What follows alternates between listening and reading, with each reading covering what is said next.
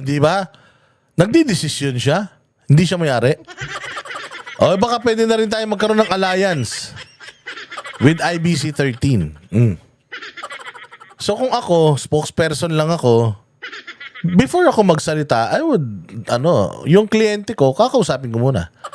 Is it okay if, o kaya yung kliyente ko, yun ang utos sa akin. Pero dyan, direkta nagtatanong siya, baka naman pwede, sir.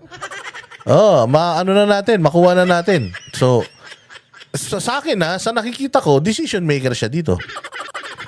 And if you're a decision maker sa isang kumpanya, it means may investment ka dyan. Hindi pa pwedeng spokesperson ka lang.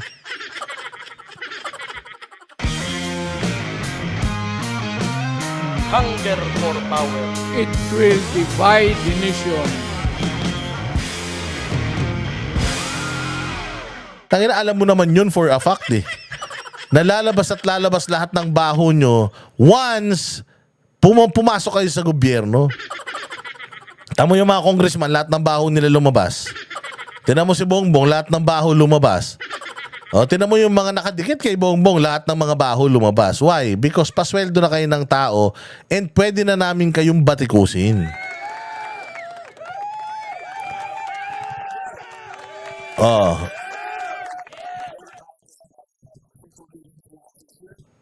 Dali lang wait. Ano ba yun?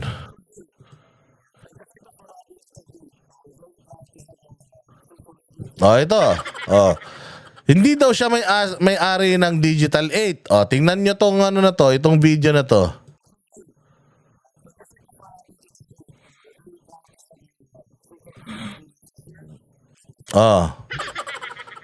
Hindi siya may-ari ng Digital 8 hindi siya may-ari ng Digital 8. Pero tingnan nyo paano siya umasta.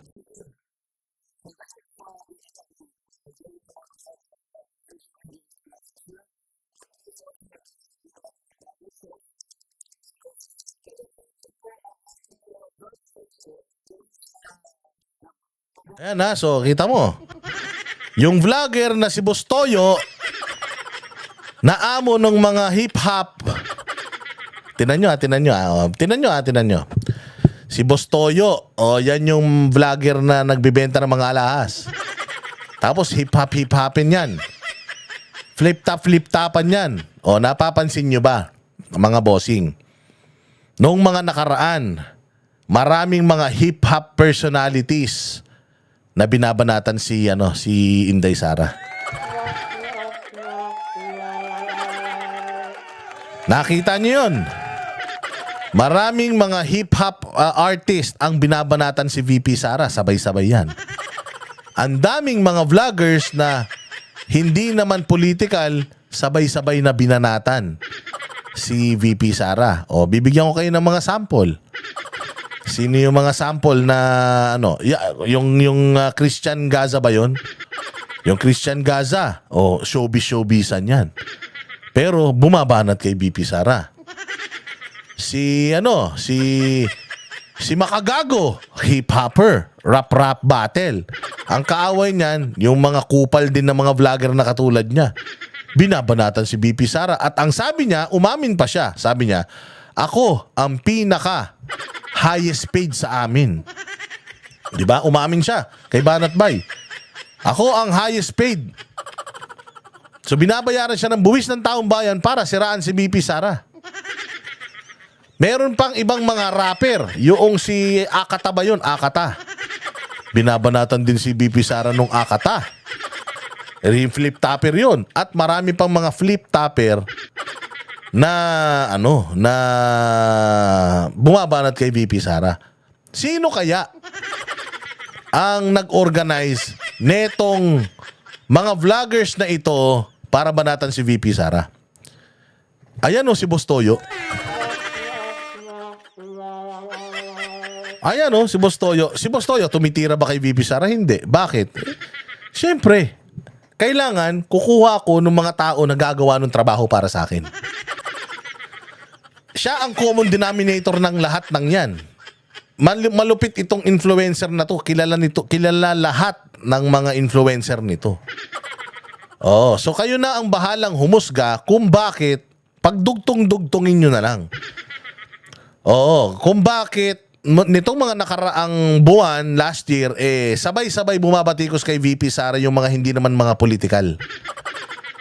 Oo, so nakita natin, nag-partner na itong si Boss Toyo at saka si Jay Ruiz.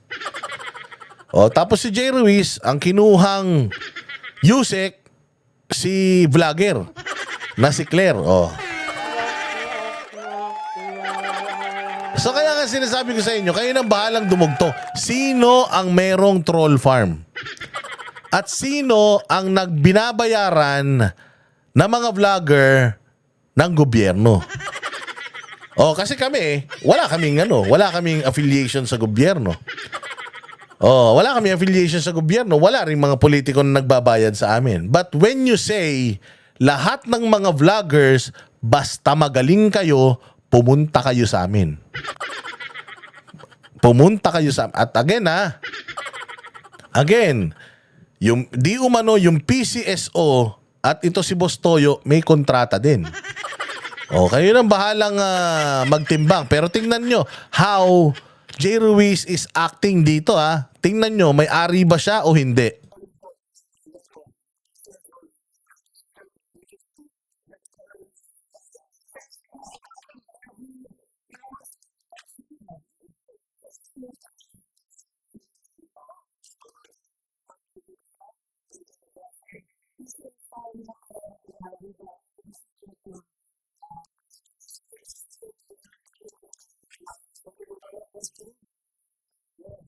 Di ba?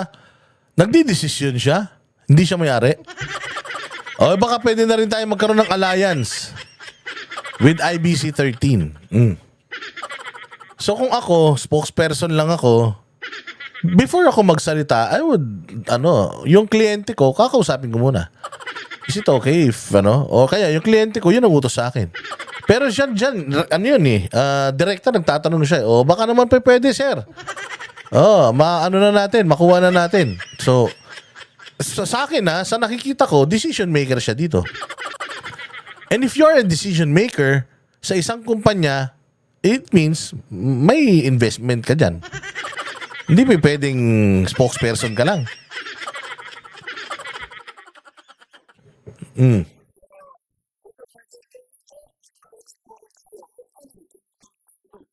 Hopefully, kung magkakasundo. Ganito ba magsalita yung mga spokesperson? Nagbibigay na ng mga future forecast?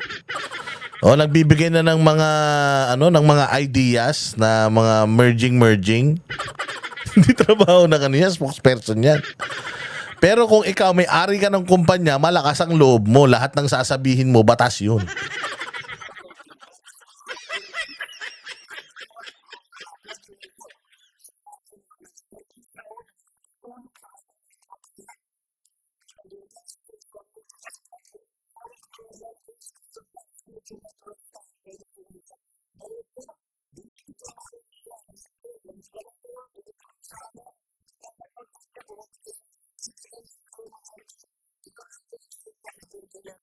Ayan. So klaro. Meron. So kung meron nag-iimbita ng mga vloggers para magtayo ng grupo ng mga vloggers. Ayan na yun. Sila Boss Toyo yun. Sila yun. So alam nyo na siguro. Alam nyo na siguro kung sino yung mga konektado sa gobyerno na nagbibigay ng kumpas doon sa mga vloggers, kaya pare-parehas sila ng sinasabi, pare-parehas ng content patungkol kay VP Sara. So ganyan. Pasok kayo lahat dito mga vloggers. Tapos sasabihin nyo, kami yung bayaran. Tapos sasabihin nyo, kami yung binabayaran ng mga narco vloggers, binabayaran ng mantakin mo kung nakipag-partner ang PCSO sa Digital 8 at saka sa IBC 13. Tapos nag-invite sila ng mga vloggers. Anong ibig sabihin nun? Pera ng gobyerno. Yung pinambabayad natin dito sa mga vloggers na makukuha natin para mag-propagate para sa atin. Ako, hindi. Nag-ano lang ako, Nag-speculate lang ako, Don't get me wrong and don't take me seriously, yun ay akin lang, Ewan ko sa inyo kung anong dating sa inyo nito.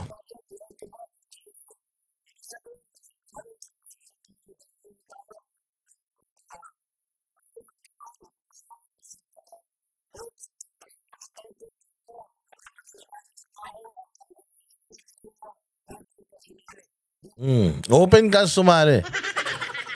So meron silang usapan, si Ruiz, si Genggeng, si Bostoyo, na di umano middleman nung mga bumabanat kay BP Sara ng mga vloggers.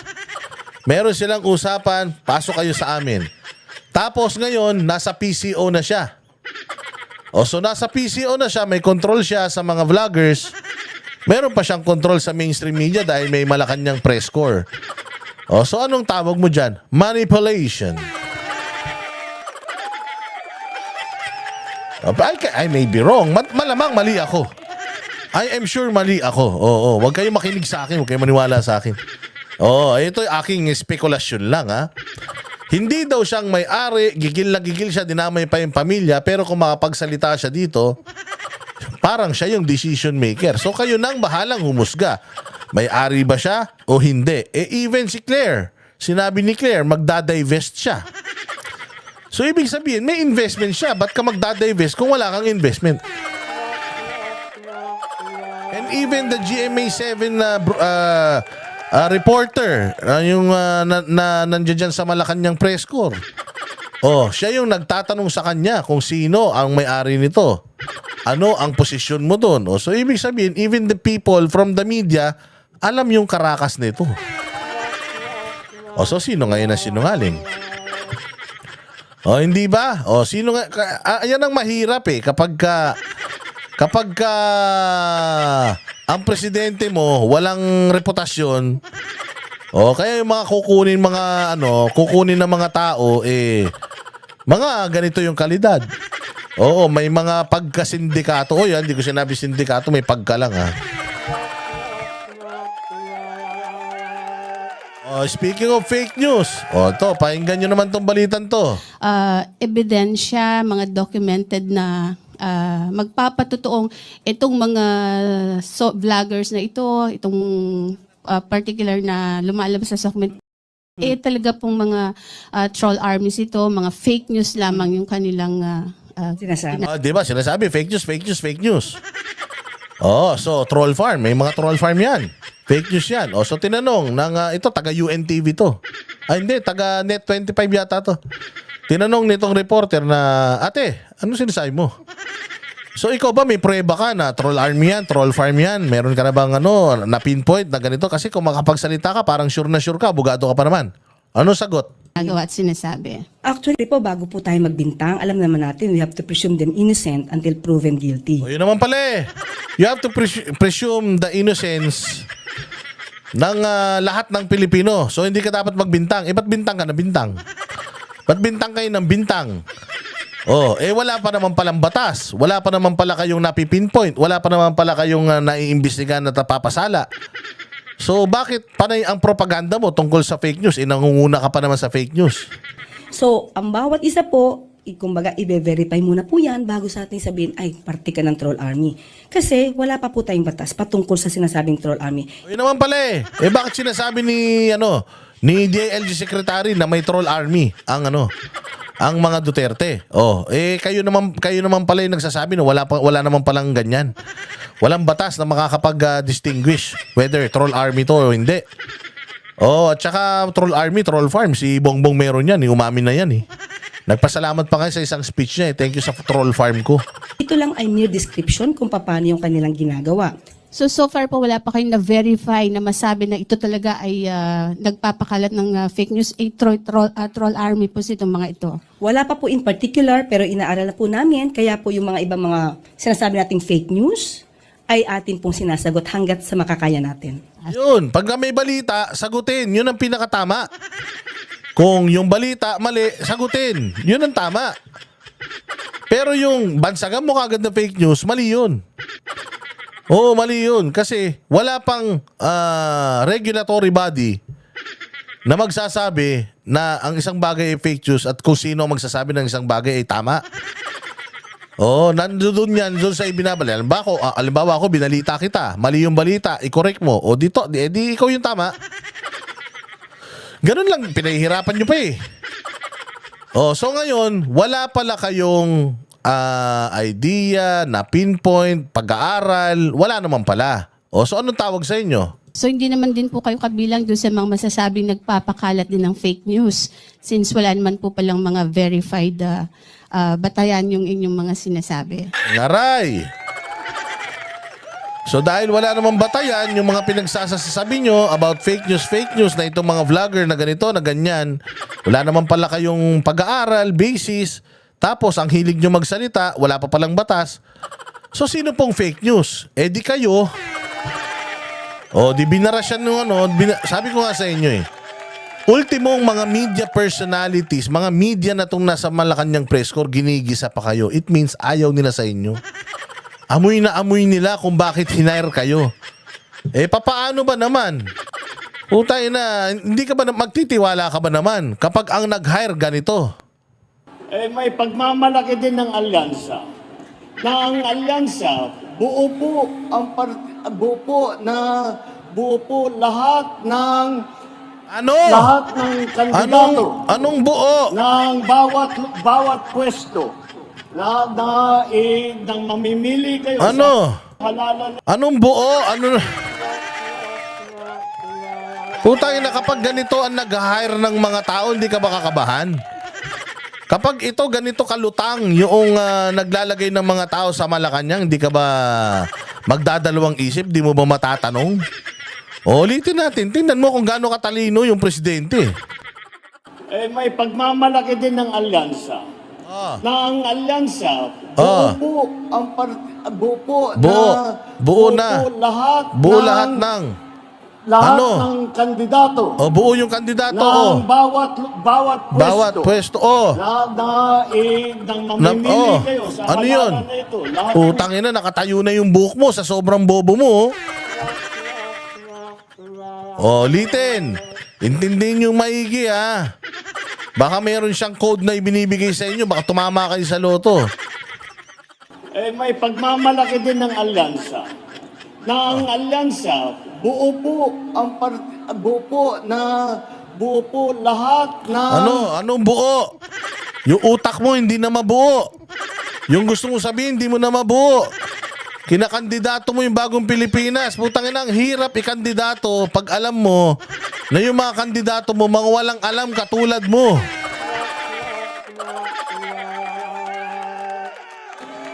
Lahat ng kandidato ng bawat pwesto nang mamimili kayo sa halalan na ito. Lahat po sila. Lahat po sila. Lahat? Puro lahat eh. Ang ina niyan, ganito presidente nyo, proud kayo? Ganito presidente ng Pilipinas, proud kayo? Simpleng ilang beses niya nang ginagawa yung pangangampanya sa mga kandidato niya hanggang ngayon. Hindi niya pa rin alam sasabihin niya. Happy kayo dito? Ang kandidato. Kaya po, ang dahilan po dyan, dahil yung ibang grupo, sinasabi, paano nyo nabuo? Yung napakaraming tao na para sumama sa inyong alyansa. Tanginan yan. Diba? Anak ng tinapay, ganyan. Ganyan ang leader ng bayan natin. Kasimple-simpleng Tagalog, hindi ma-articulate. Ikakampanya mo lang yung mga kandidato mo, hindi mo pa magawa. Putang ina, paano yung susolusyonan ang problema ng bayang Pilipinas? Paano yan mag-hire ng matinong PCO? Paano yan mag-hire ng matinong USEC? O hindi ba? Kaya nga, sabi ko nga, kung ako, o-offeran para pabanguhin ko to, putangin na, palagay ko baka dyan na ako talagang makalbo. Kita ninyo yung mga vloggers nila, they have to pay vloggers para maglabas ng magagandang ginagawa ni BBM, no? But to attack yung mga nagbabalita ng mga kabalbalan sa Pilipinas. Halimbawa tayo, aatakihin tayo ng mga vloggers nila. They will call us name. They will say mas pogi sila sa atin. They will say mga bopols tayo and so on and so forth. Lahat ng adjective maririnig mo sa kanila. Pero wala kang makikita sa kanila ni isa nagko-content ng magandang bagay tungkol kay Marcos. You ask them one question. Tell us them, ano nagawa ni Bongbong Marcos for the past 3 years? Na significant, na malaki, na talagang makakatulong sa bayang Pilipinas. Mumurahin ganyan. O, ganun ang kalakaran sa kanila. O, hindi ba? O, hindi ba saya-saya pag ganito balitaan? Ang haba-haba tapos puros katatawanan. Kaya maraming salamat sa lahat ng mga nanood, mga nagla-like, nag-share. Make sure kayo po ay mag-like, mag-share at maglagay ng inyong mga comment dyan. Importante yung comment kasi binabasa yan mga bossing noong mga nasa gobyerno ngayon. Binabasa nila yung mga comment at iparamdam nyo dyan sa comment section kung gaano na kayo kadismaya para makarating sa kanila. At sigurado naman ako na lahat ng mga nanonood dito ay mga totoong tao, hindi mga troll farm lang.